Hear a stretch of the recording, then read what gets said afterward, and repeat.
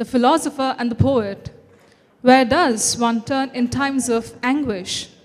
And the panel includes the likes of Barbara Cassin, Melissa Lee-Houghton, and Luke Kennard in conversation with Ms. Saira Shah Halim. May I now invite the panelists on stage, please? Conversation with Saira Shah Halim. Ladies and gentlemen, may we have a big round of applause for all the panelists, please? Hello. Good afternoon, everybody. I would request everybody to kindly be seated because we are starting out on our session, The Philosopher and the Poet, which again is going to be a very interesting session indeed. So I'd request people at the back to kindly be seated because we hope to make it interesting. We hope to make it an interesting conversation. We're very happy with us to have Barbara Cassin. Her work centers on sophism and the rhetoric and their relation to philosophy. So we, of course, have a very eminent philosopher with us, as well as a critic. And thank you so much, Luke, for joining us. Well, Luke Kennard is, again, an acclaimed poet worldwide. He is British. He is British, as well as he is a critic, as well as a published poet, as well as an author of several acclaimed works. Thank you so much, Luke, for being here. We have Melissa Lee-Houghton. Well, her poetry I've been reading for the past few days, I would say is poignant, personal, and I would say she's not afraid to speak up or let her soul bare to people. So I would say that she's one of the most acclaimed poets, the New Age poets as I would redefine it. Thank you so much, all of you, for joining in this afternoon session. Now, the philosopher and the poet both have evolved in terms of crisis, where the world has seen different calamities. I mean, the question is, how does an individual become a philosopher or a poet? I mean, let's accept it. We live in troubled times.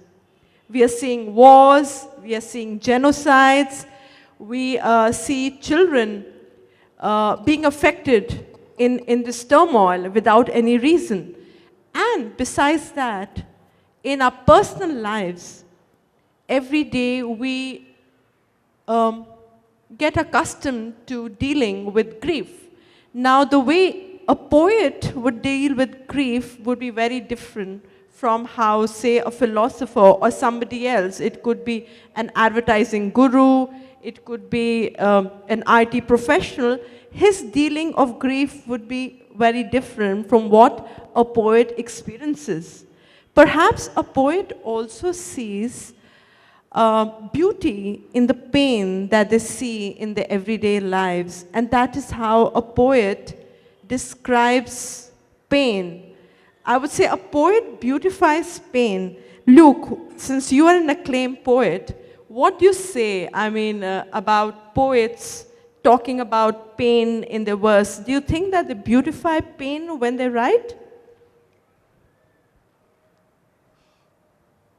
I think I'm often quite interested in my own work in the intersection between sort of geopolitical strife and sort of anguish and pain that you see around you, and that mostly, as a sort of middle-class Englishman, I only see on the news. My only interaction with it is on broadcast television, on the news. But I'm interested in the intersection between that and between a kind of a very personal kind of mental anguish and pain, and the way that in which the world is insane kind of maps onto the way that we are, the way that sort of us at our worst sometimes kind of maps onto the sort of travesties and the complications that we see around us, I suppose. And I think I try to explore that in my work. In the collection I'm working on at the moment, I try to sort of forefront that a bit more. And I guess up until this point, my work it uses a lot of surrealism and absurdism, and it uses comedy, but it uses it in I hope, a sort of slightly disturbing way, and in a way that examines I guess in a way my theme is a kind of arbitrary authority. It's a way of looking at authority and of questioning that, and questioning power relations, and questioning where we find ourselves. And I think that in a way, I think that's, historically, that's the point of absurdism, the point of surrealism, is to question that, is to question the position as sort of citizens that we're in, sometimes against the state, sometimes with the state. But I am interested in that intersection. It's a slightly garbled response, I think, but that's how I'm feeling at the moment. You all will be happy to know that Luke has won an Eric Gregory Award in the year 2005 for his first collection of poems, which is titled The Solix Brothers. And his second collection is titled The Harbor Beyond the Movie, right? Yes. So I look forward, indeed, the audience looks forward to hearing something from you. Now, I would like to move on, and we'll talk a little bit about philosophy. Now, Barbara, we've heard and we've read different philosophies of different people, right from Aristotle to Tolstoy, and, the more modern American Ayn Rand. And I feel philosophy is, again, it's your own personal ideology. Everybody simplifies thoughts because it's such a complicated world. And all we're trying to do is we're trying to make sense of everything that is not making sense, right? So wanted you to talk a little bit about philosophy. What made you a philosopher? What made you go down that deep and study such an intense subject? So if you could share that part with the audience, it'll be indeed nice. Well, I'm not so sure. There is a terrible difference between philosophy and poetry, or between the different types of standard basic views on the word. After all, we are all interested in words. Poets and philosophers, that's a certitude for me. That's why, for example, I worked a lot on translation, and because I think we philosophize in words and not only in concepts. And that's also maybe a trend in contemporary, let us say, French theory. You know that psychoanalysis, Derridian stuff, Deleuzian stuff, all these stuff are also absolutely near words and near quickness of apprehension of the word. So I don't answer your question, because your question was what makes you a philosopher. But my first answer will be, well, I was at the same time a poet.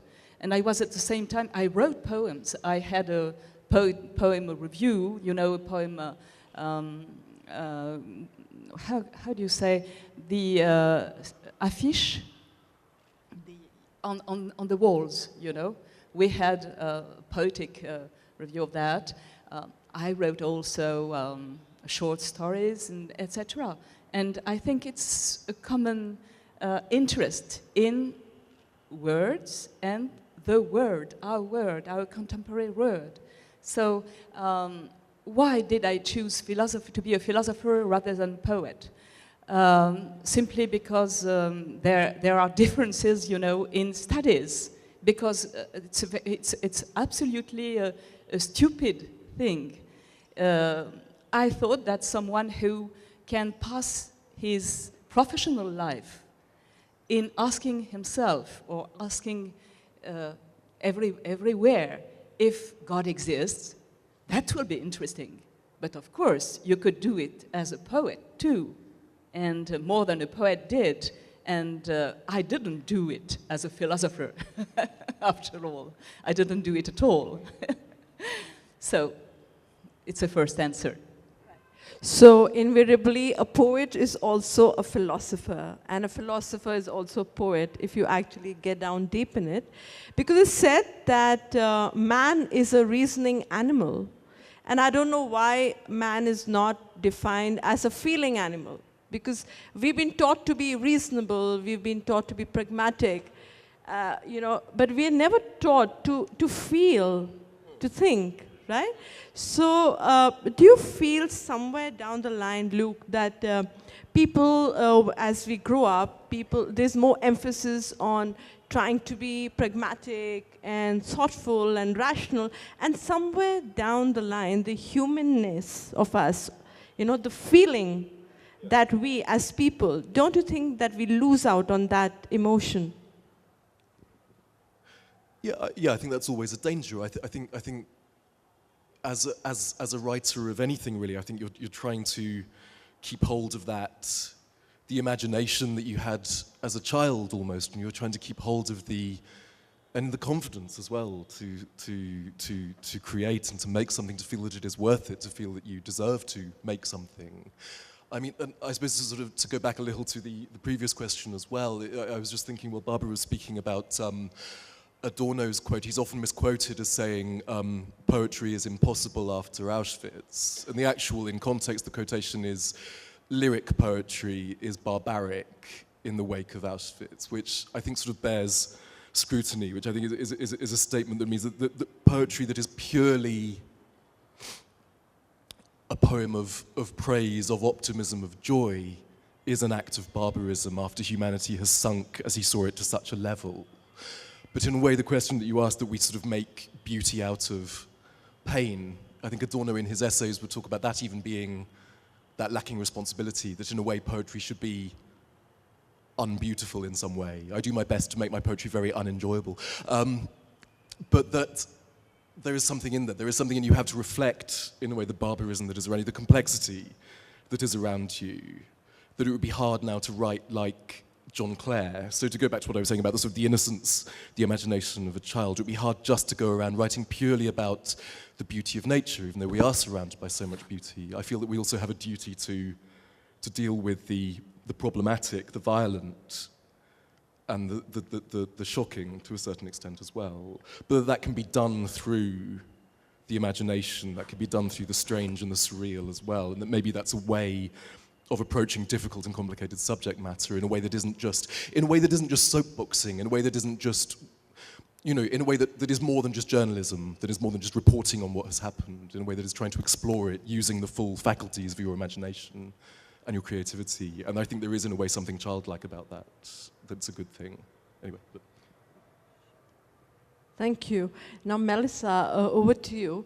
Your poems are deeply personal, when you talk about your own personal experiences, especially with mental health issues, which personally people here in this part of the globe do not, it's treated as a stigma, whereas it's not. Because nowadays people are more open to talking about mental health issues. And I wanted to ask you that did your journey inspire you, or did your journey, and you've seen difficult days, did they in a way act as a muse to your published work? I think that you can't make pain beautiful.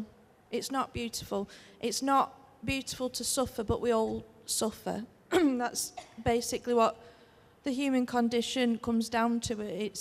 Its foundations. I don't think that I'm just writing about myself and my life, because the things that I'm writing about are universal, and in every country in the world, I think there's probably things that I write about that people could relate to, whether they want to acknowledge it or not. And I think that I'm very confrontational, and I want it to be difficult and confrontational, because I think that we fail, especially in the UK, we really fail to confront what people are going through. And there's just not adequate conversations about things like suicide and mental illness and things. It's just not dealt with. So, you might think, maybe people from other countries think, well, the UK, it's not a stigma, but it's a huge stigma. And people like me can get treated really abhorrently by even the people that are supposed to be treating us, and that's been my experience. But if we don't start to use art and poetry and writing and philosophy as a way of exploring the human condition, then I think we're just failing as a world, really. We're just failing. It's a failing system. Thank you. Well, for all of you, you'll be happy to know that Melissa's acclaimed works, mainly A Body Made of You, that was published in 1982. And the book received rave reviews and praise for its originality and for its surreal imagery as well. Because these poems, basically, they prod you, they poke you, and I feel in a way, they can irritate you as well, because they actually get you on a reality check and say, hey, what's happening? Get a grip of yourself, get a grip of life. And another beautiful book of verse of Melissa's is Beautiful Girls. So if you look up on the internet, you'll find it, which has earned Melissa a poetry book recommendation and a place amongst the next generation poets of 2014. So we are indeed privileged to have all of you, acclaimed poets and philosophers, sitting here in this winter January afternoon and to be discussing poetry as well as philosophy. So do you feel that as poets and philosophers, this is again a general question which I'm shooting to all three of you. In a way, poets and philosophers are more sensitive than the others. I mean, innately, every human being is sensitive. However, I feel that poets and philosophers, they perhaps take sensitivity to a different degree altogether when they start imagining the world to be a better place. It's again that idyllic world, the utopian world that they've created for themselves, and they're always living in that world. So there can be a shift between the reality that they live in and a world that they've captured their imagination in. So do you think that poets and philosophers actually walk parallelly in two different worlds? Don't you think that's a tightrope walk if you're walking, Okay, I'll go first. Very briefly. I think perhaps, but I think when you see any kind of scandal break out in the publishing, in the poetry in the UK, when you actually see how we treat each other as poets, when we're in competition with each other, when we're jealous of each other, then you see that we're as vain and as selfish and as mean and as lacking in any kind of greater insight than anyone else. So I think on one level, no, not at all. There is nothing special at all about poets. We're worse, if anything. Perhaps it's like the idea of the Christians in the early church. God has chosen the fools. He's chosen the worst, the offscouring of the world to become the chosen ones. I sometimes feel about like that about myself and about poets. Like I'm a ridiculous human being, and that's why I'm any good as a writer. Melissa, what do you feel? Do you think that poets live in two parallel worlds? I don't at all, no. I think that poetry marries reality and the imagination together, and that's two different worlds within the writing, but writing is a construct. It's not, and you can do anything you want with it. But poets in their real lives are just ordinary people who eat and sleep and shit and things like that, like everybody else. So it's I think there's this strange idea, this sort of really twee idea that poets and philosophers, artists of any kind, are just not normal people who do normal things and think normal thoughts. And I think that it's just reaching for those elevated moments of lucidity is what poetry does. But I think everybody in the world could possibly achieve that if they read a lot and if they wanted to. I mean, it comes down to wanting to. How much do you want to do it? Some people probably don't want to do it and they're not interested in it. But if it is about being average and a normal person and just having compassion in the world and trying to translate that in a way that can help other people. Thank you so much. Barbara, what do you feel? Like again, philosophers live in a world that is man-made. However, they dream of utopia, they dream of a better world. So what do you feel about that? Well, I don't feel that wanting a better word is an utopia. I think it's a normal way of life.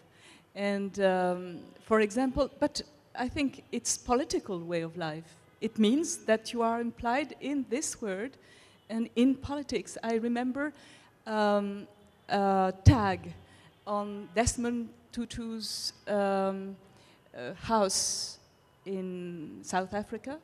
It was how to turn human wrongs into human rights.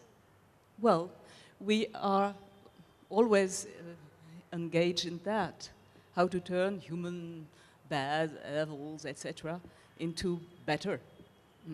And it means only that we are a fellow I don't know what, fellow men in a society.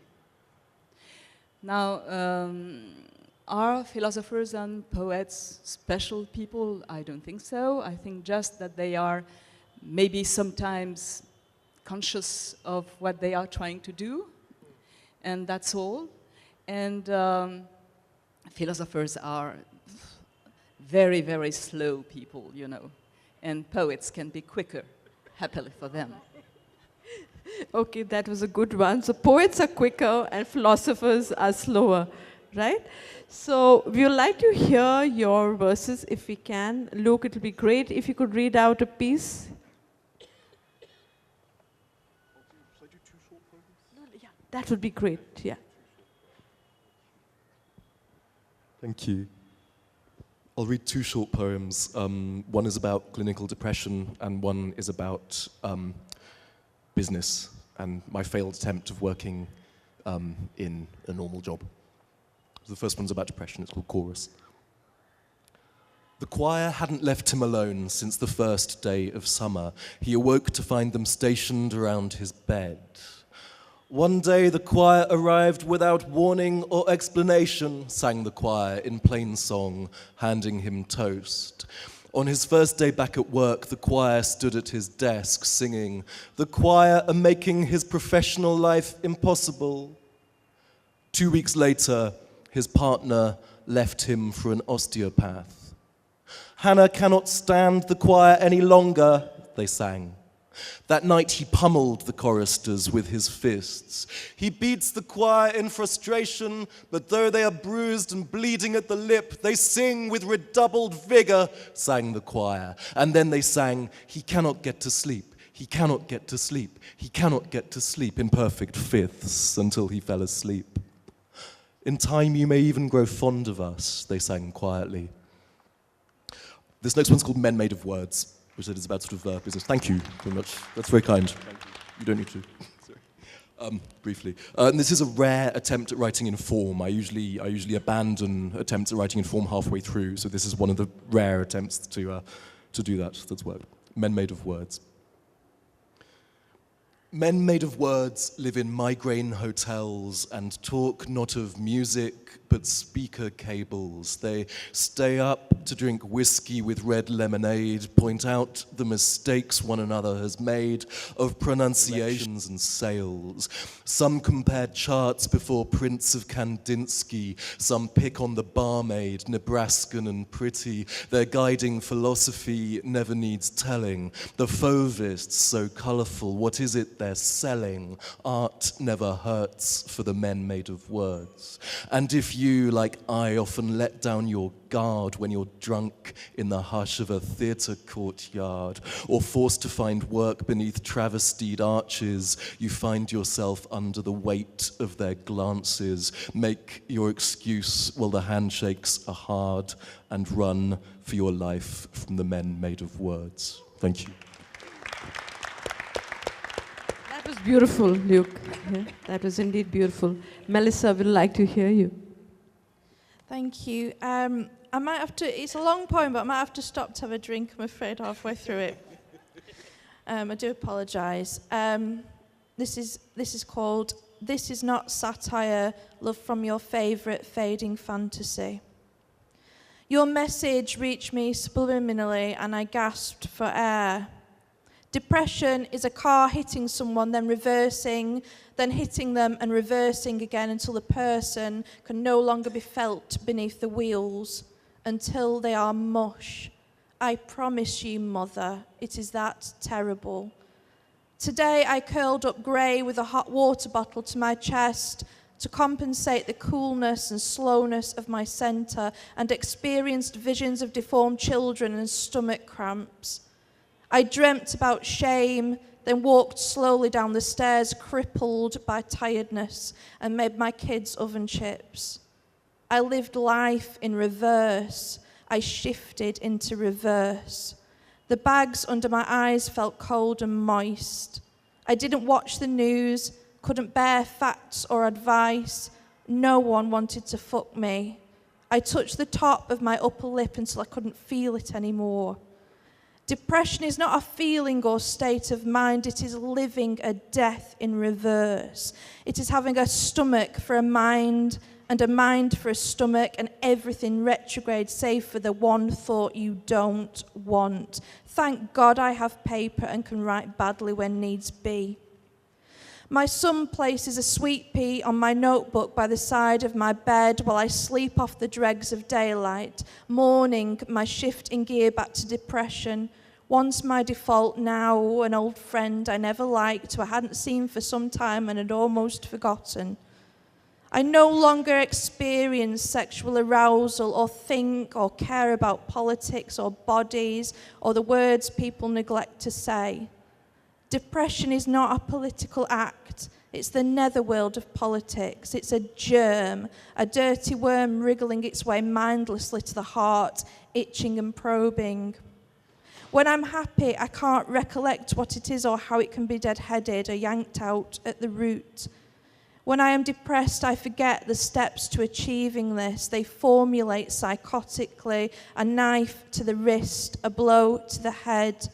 I beg him to find me some antidepressants from somewhere, anywhere, he says. I know you want them, but no. He runs me a bath and I climb in and try to let my aches be. I let them come home to me. I give them names. I embrace them, my hurts. They're too sincere to be mediocre. Poetry is so fucking twee. I need an outlet. I need a drug. When I was high, I told my stepfather I wanted heroin. I crooned heroin. I said, I need something for the pain, you see. He nodded sagely. Everyone in my life speaks back as though they are making a documentary. I hang on every word and nothing's real and beautiful in its own melancholy way. People smile at my idiocy. It's not kind. And not kind to live in the moment, to swing on the end of a rope and swing until the sword of Damocles comes already a moment too late. We laugh about the opening lines of this poem. You finger my scars. Nothing's changed, just the whole world and all the colour. Don't worry about me, I tell Bobby. He's in his parents' conservatory listening to the music.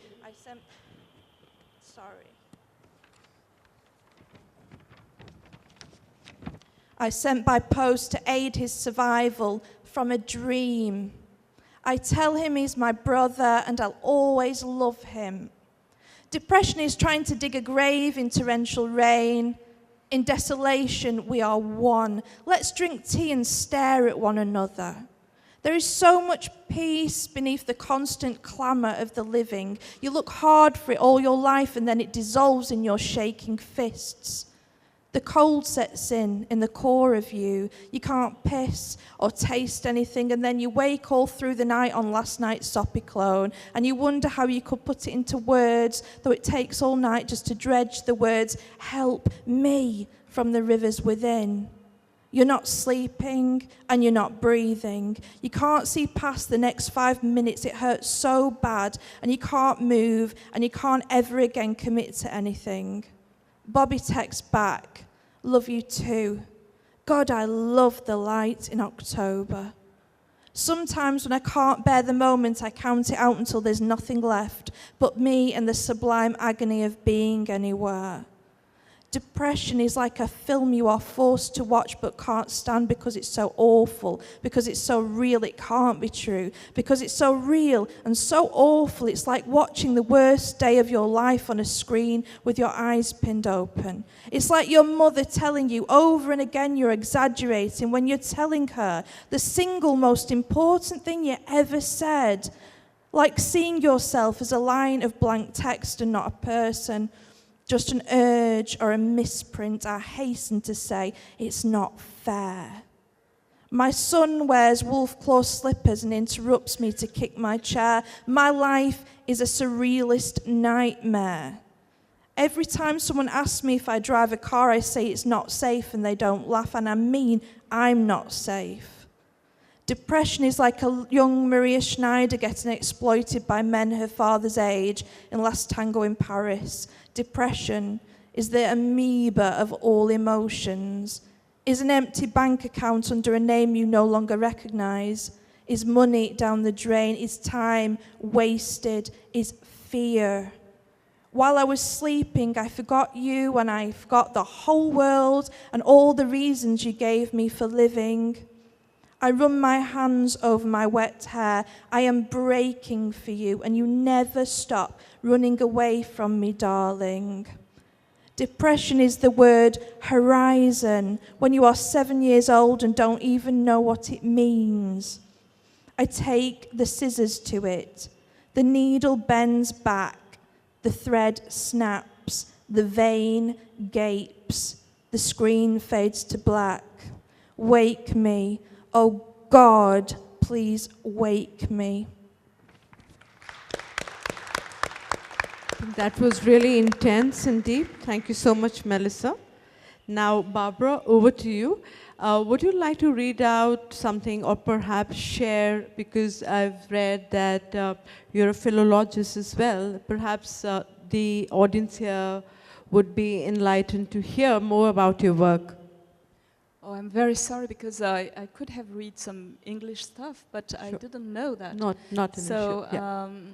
But you can always talk about the work that you're doing, and I'm sure it's a different subject, and the audience would be interested to find out more about what you're doing. if we are still in the difference between philosophy and poetry, I must say that I don't like very much truth.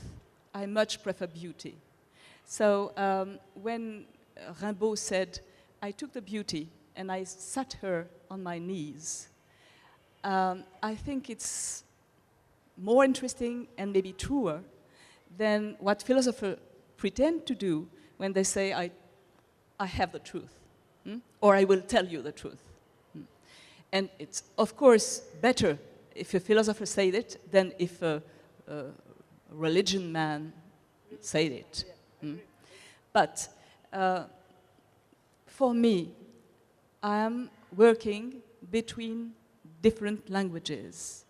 What interests me is that we cannot pretend we live in universality. We cannot pretend when we are philosophers that we touch universal and that we possess it.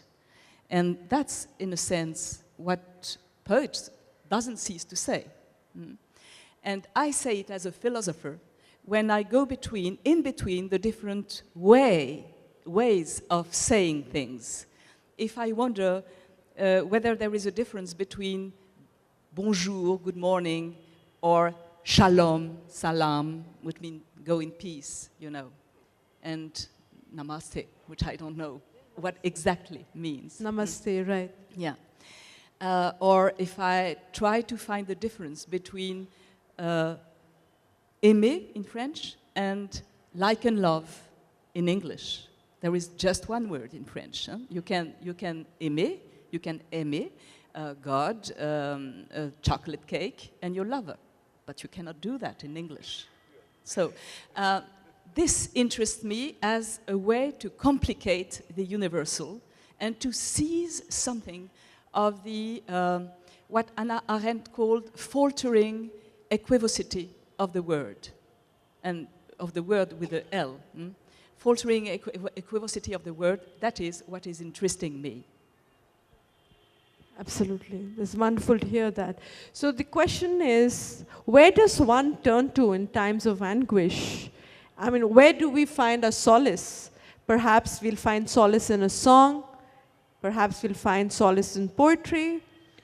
In philosophy, there's so many different means. The idea is, the juices have to flow, and peace needn't be bartered, because end of it is we need to make sense in a senseless world. I think that is how we need to sustain ourselves as poets, as philosophers, as singers, or as people from the arts fraternity, right? So I think it was a wonderful session. Thank you so much, Barbara, Melissa, Luke, for joining us. And Victoria Memorial looks even more resplendent with all of you here.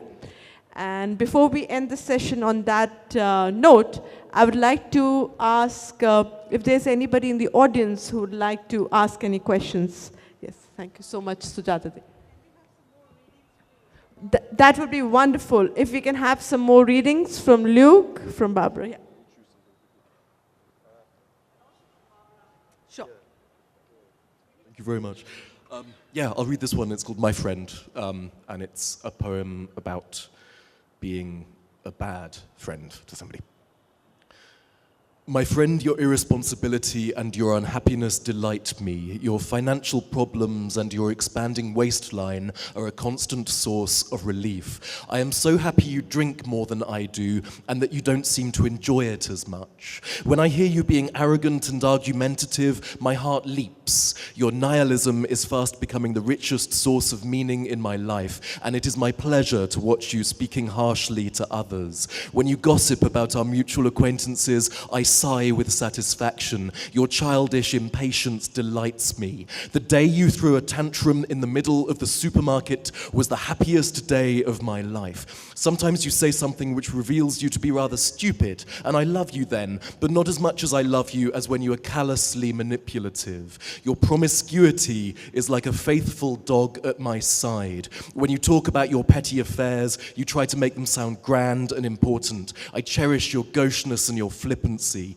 At times it seems you are actually without a sense of humor. I bless the day I met you. You bully people younger and weaker than you, and when others tell me about this, I am pleased. Sometimes I think you are incapable of love, and I am filled with the contentment of waking on a Saturday morning to realize I don't have to go to work. I often suspect that you do not even like me, really, and my laughter overflows like water from a blocked cistern. Thanks.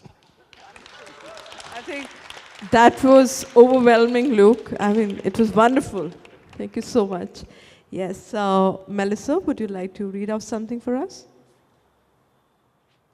Thank you. I'll read something short. I don't write short things generally. Sometimes they go on forever, so I'll read something short anyway. Jade.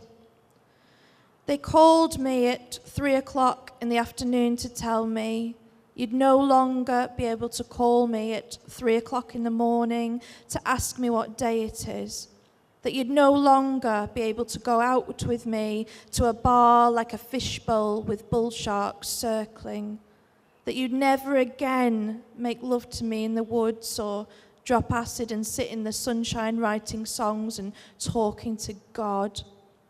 I didn't call you the night that you passed. The police broke down the door and there you were. Honey, you shaved off all of your hair. I followed you 100 yards ahead and walking heavy and slow, I went into a trance. You took me all the way to the cemetery where your grave was still crowned with 1,000 lovely petals, not the barbed wire you'd have asked for. I felt a halo of surging sunlight glow. I could feel your bones beneath me. I could feel that you were gone, that you didn't want to come home.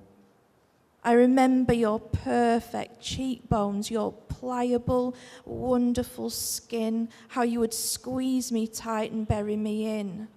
Now when I go to the cemetery, an Arctic wind blows up my dress. Your mum never neglects your grave. Yes, baby, we all had lessons to learn.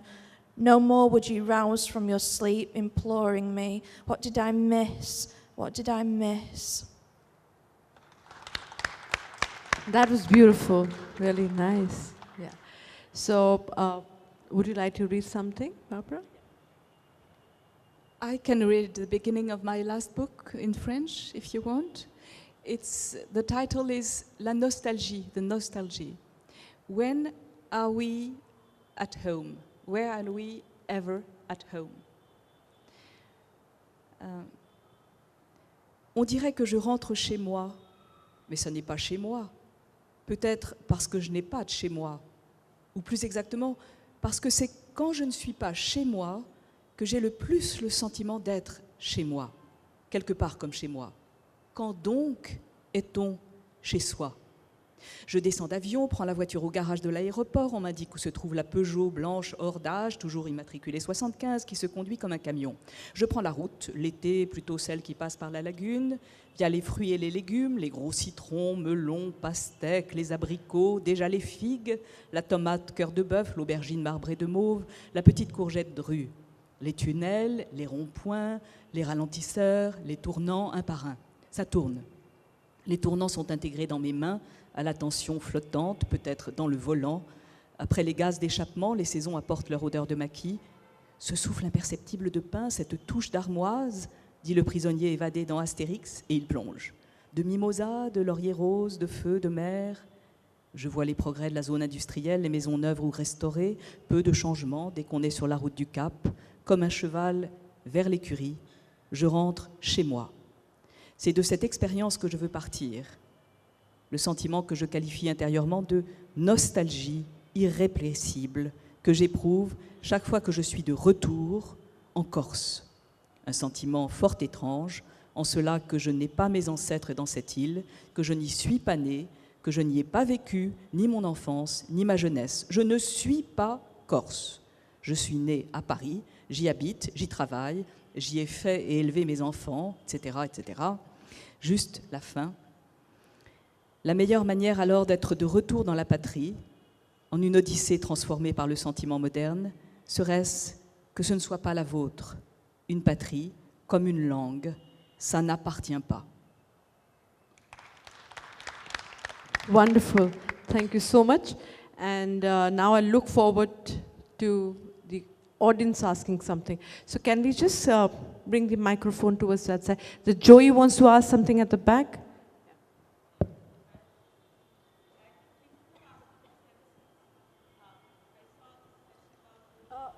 Actually, we are unable to hear.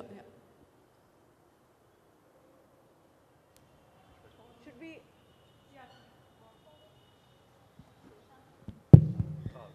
Yeah, I wanted to ask you, poets and poets are there in the third rung of the society. They are twice removed from reality. That's what is said. And yet, your poems, they are very grounded. So where do we find a balance there or a semblance there? How do you get it across? That is what I wanted to ask you. So who would like to answer that? Luke, would you like to? Do you think poets are twice removed from reality after all, or are they just there, deeply rooted inside daily life, inside everything? Yeah, I don't know. I think it's because it has to be an act of communication, doesn't it? It has to be something that in some way touches the person that you are reading it to or the person who is reading it, whether you are there to explain it or whether they're just reading it completely separate from you. So you let go of it once it's published and you hope that it still explains something of yourself and of your ideas. And sometimes perhaps it doesn't. Sometimes it gets terribly misconstrued. But I don't know. I think you have to be sort of deeply involved in reality and in wanting to. Are you a poet or a philosopher? Is there any difference between the two? Do you believe that? I think I don't have the educational background to be a philosopher. I haven't read enough philosophy. I think there would be years of reading I'd have to do, I think, before I could call myself a philosopher. So I think, whereas poetry, I feel that I have studied. I don't mean that it has to be an apprenticeship in that way, but I think there are many similarities, and I think sort of intellectually and emotionally there are many similarities. And perhaps there is a kind of, we resist the idea, I think we resist the idea of being special or particularly different, but I think I would go with what Melissa said, that you have to want to look into this. And there's something Adam Phillips, the psychoanalyst, who's one of my favorite writers, and he talks about how, you know, you don't have to go along with everything that Freud says, you don't have to go along with everything, but if you are interested in this, if you have a desire to explore this, you might get something out of it, you might find something in it. And I feel the same about poetry and about philosophy, which I'm much more ignorant of, but I feel that you have to have that desire to work quite hard, I suppose, to read a lot and to work at it, I guess. So it's that, but I kind of agree with Melissa that this is something that kind of anybody could do if they had the desire to and the time to. Perhaps that's the more political thing. You have to have the time to. If you are bound to a very menial job, or if you are bound to kind of domestic servitude, maybe you have no time at all to actually sort of to put the work in and to read and to study this. So it's that. So in that sense, there's a privilege to it as well, I suppose. I'd be dishonest to deny that. Yeah. So with that, I'd like to add, perhaps poets, they invent their own philosophy. I mean, you don't really need to read a lot of philosophers, and because most of what poets write, it's more of their personal philosophies that comes out in verse form. Melissa, do you agree to that? I think there's a sort of elements that are personal philosophy that poetry is just a way of living to me. It's a way of experiencing my experience and sort of understanding myself. And also when I read poetry, it's because I want to understand other people and myself more. So there's a very sort of human aspect to it all. I think the question of reality is quite interesting to me, because sometimes I write quite realist things, or I used to, and now I've sort of retreated more into this sort of very immediate, imaginative thing that I feel like there should be some instantaneous thing going on. I don't really know how to explain it, but with me, I mean, reality becomes incredibly skewed when I'm very unwell and become incredibly psychotic and grandiose, and I think all sorts of bizarre things like I'm a superhero. I can bless people and change their lives, you know. So yeah, that's not real. But what is real? So there's all these fundamental questions about everything that you're answering in your poems, which is sort of philosophizing. It just doesn't have the language of philosophy as such, because they're two very separate disciplines. And like Luke said, we haven't studied philosophy, we read philosophy, but being completely immersed in it is a total other thing. So I feel a bit like I'm not the most intelligent person in the world, and often not the most eloquent person in the world, but there's something about the actual writing of language that sort of unleashes something that is, it's a lucidity, and that way it is channeling some sort of realism, but using the imagination to do it, so it's got two aspects to it. Thanks so much. Yeah, we'll pass the mic around. Yeah. Just a question on philosophy. Would you say that philosophy is the pursuit of goodness, of how we humans can pursue being good? And poetry, and well, any form of good literature, you know, does that make us also encounter what is good? And is there good without the darkness? And perhaps that's what philosophy and poetry, literature does. It makes us face the darkness. Doesn't so much as reveal it to us, but it shows us that it is there. And is that what we are trying to pursue or to understand, the dark side of being good, or of becoming a good human being? Well, I don't really know, because I think that we all perceive dark sides, and that professionally a philosopher doesn't do it better or more than others. But I think that what maybe the difference between philosopher and poets is that philosopher maybe feel the need to be pedagogue, to try to, just as Socrates did, form the people, the young people. And this could be maybe a difference, If I wonder why, after all, I can call me a philosopher, it's maybe because I've tried a lot to, not to help, not even to give keys, but to make the young people face texts and wonderings and meanings about those texts and those way of and those words that are enclosed in the texts. That's, I think, the only point. Yes, Ashok will give the phone to. I'd like to ask Luke a question. I very much liked one of the poems that you read about this friend of yours, and you liked the person at the most unpredictable of moments. So I thought that the main tenor of your poem, the high point of the poem, was the fact every time we expect something to be said, you say almost the opposite or move away from it. So would you say here is a very major difference between philosophy and poetry? As rightly pointed out by Barbara, philosophers tend to be pedagogic, whereas the poet will keep you guessing, will tell you the dark things, will tell you the negative things, the absurd things, the surreal things, the mad things, will disturb you. And it is up to you to bring out the philosophy. Yeah. Yes, yeah, I think that was better expressed than I would have done, actually, as people. But yeah, I think, and like, in a sense, I think that poem that I just read, it is sort of it's kind of an inversion in a way. Like, the way I see it is that it's almost an inversion of a prayer.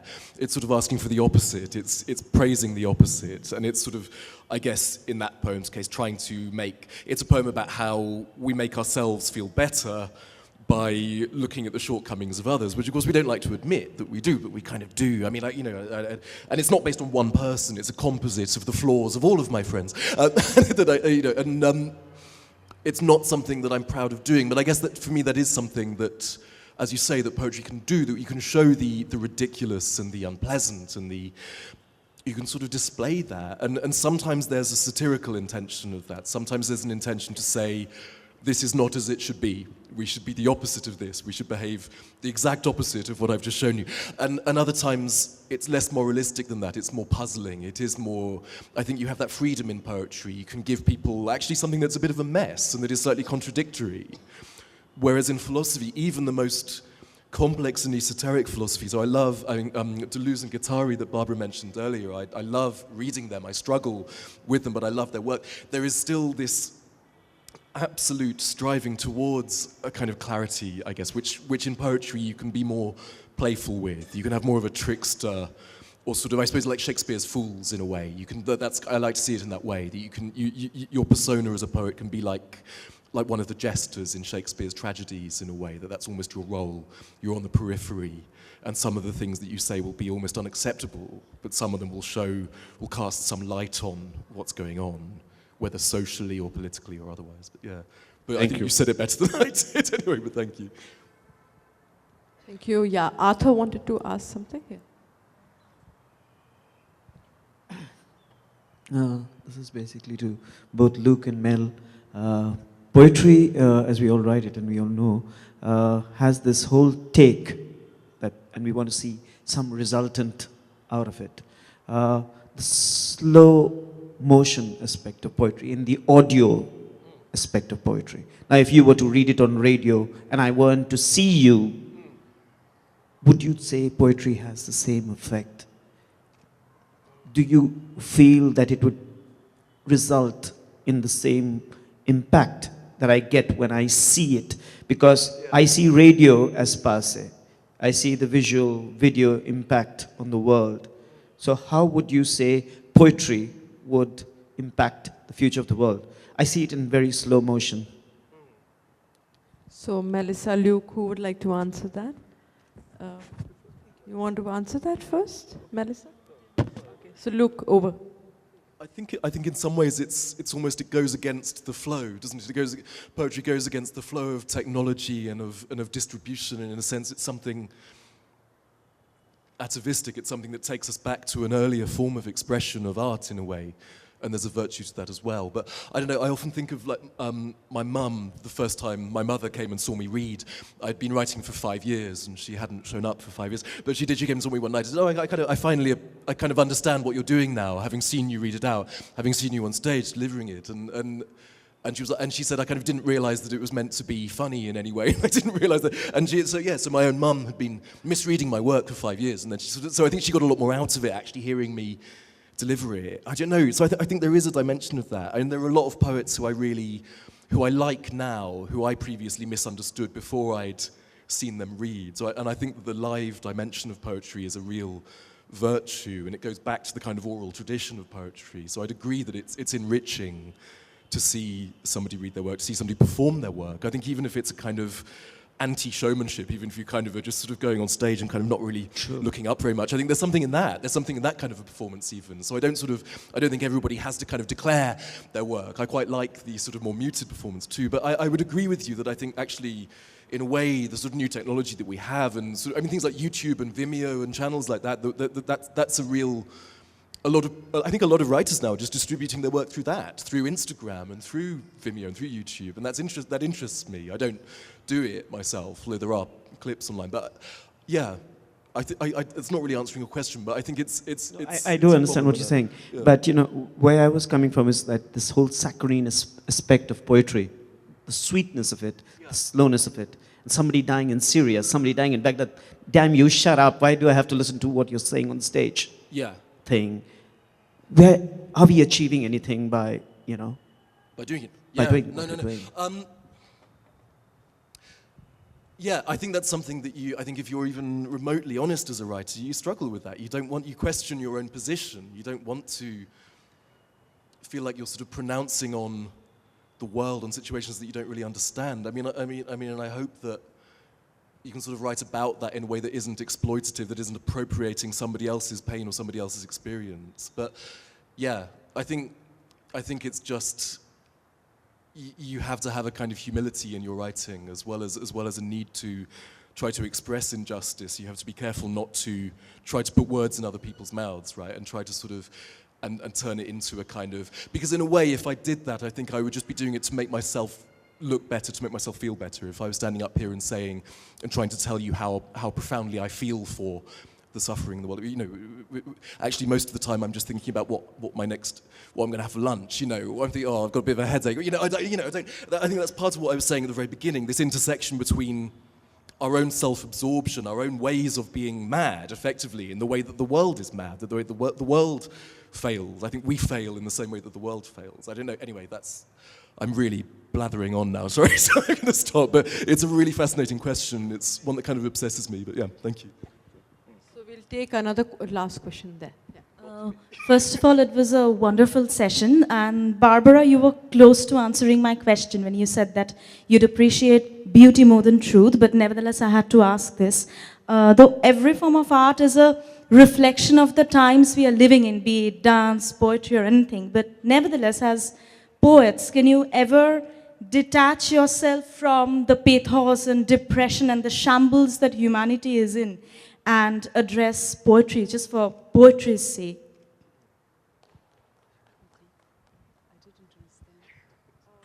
Actually, you want to address this to Melissa? That's what you're saying? Or all three? Okay.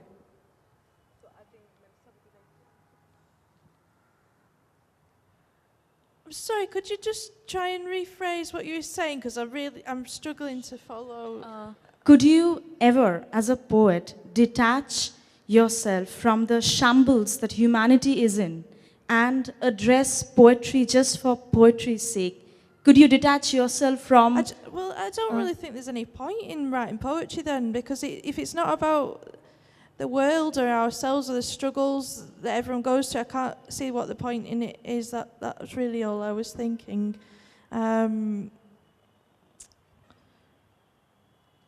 a poetry that would just be completely detached from external circumstances and the external world just would be profoundly odd, because I don't know what it would be processing if it wasn't processing it, the external.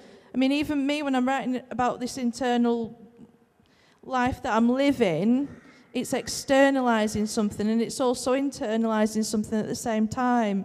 But it's never, you've got to marry the external and the internal to actually write. I think all writing has that as a common thing. Is that okay? So is it like, so the cause and effect, may I, is it safe for me to assume that it would be, that it's because of the things that are happening that motivates you to write and be a poet? So am I safe in assuming that? I don't know. What motivated me to write is astonishment. It has always been, you know, the motivation for philosophers. Astonishment. It's astonishment. I think that's rightly, you phrased the whole sentiment of the afternoon. I think that is what guides us, inspires us, and astonishment is our muse. So let us remain mused, amused, and bemused at the same time as we carry on with the work. Thank you so much, British Council, as well as Tata Steel Kolkata Literary Meet, for this wonderful opportunity. It's been, yeah, all in Francais. Thank you so much for being here with us. You've been a wonderful audience, and it's been a splendid afternoon. Thank you so much, all in Francais, British Council, as well as Tata Steel Kolkata Literary Meet, and also a huge round of applause to our youth brigade of Poetry Paradigm and all you young people to have come here and to have heard this session, and for encouraging all of us. Thank you.